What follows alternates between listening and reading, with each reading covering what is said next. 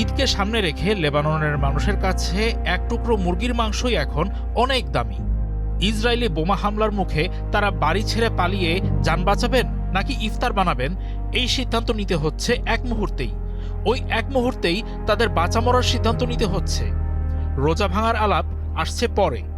আর ঘর বলছি কাকে? ইট পাথরের ধ্বংসস্তূপের উপর তাঁবুই আপাতত লেবানিজদের থাকার জায়গা।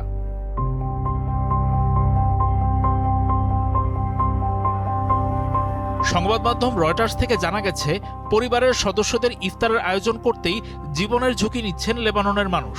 বোমা হামলার তীব্রতা কমলেই রাজধানী বৈরুতের দক্ষিণ শহরতলির মায়েরা নিজেদের আগের বাড়িতে চুপি চুপি ফিরে যান।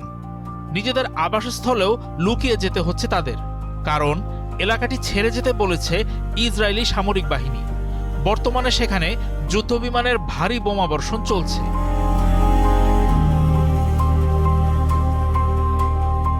সোশ্যাল মিডিয়া থেকে জানতে হচ্ছে শত্রু সেনারা কখন লেবাননে বোমার বৃষ্টি ঝরাবে। সেই খবর বুঝে খাবার জোগাড় আর রান্নার কাজ দ্বিগুণ গতিতে শেষ করে আশ্রয় কেন্দ্রে ফিরতে হয় লেবাননের মায়েদের।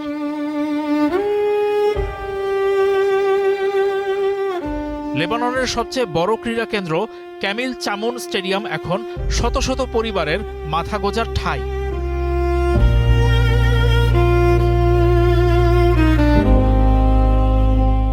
এখন শত শত লেবানিজ বৈরুতের সমুদ্র তীরে তাঁবু খাটিয়ে থাকছে।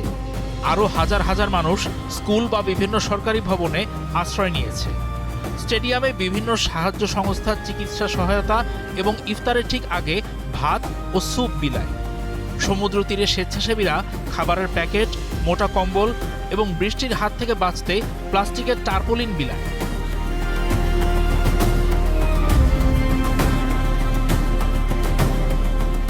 বাস্তুচ্যুত লেবানিজরা রমজানের ঐতিহ্যগুলো যতটা সম্ভব ধরে রাখার চেষ্টা করছেন। সূর্যোদয়ের আগে রোজা শুরু করা এবং সূর্যাস্তের সময় আজানের ধ্বনি শুনে ইফতার করার রীতি তারা এসবের মধ্যেও মেনে চলছেন। তবে দেশটির প্রতিরোধ গোষ্ঠী এবং ইসরায়েলি বাহিনীর পাল্টাপাল্টি হামলায় তারা ঘরহারা।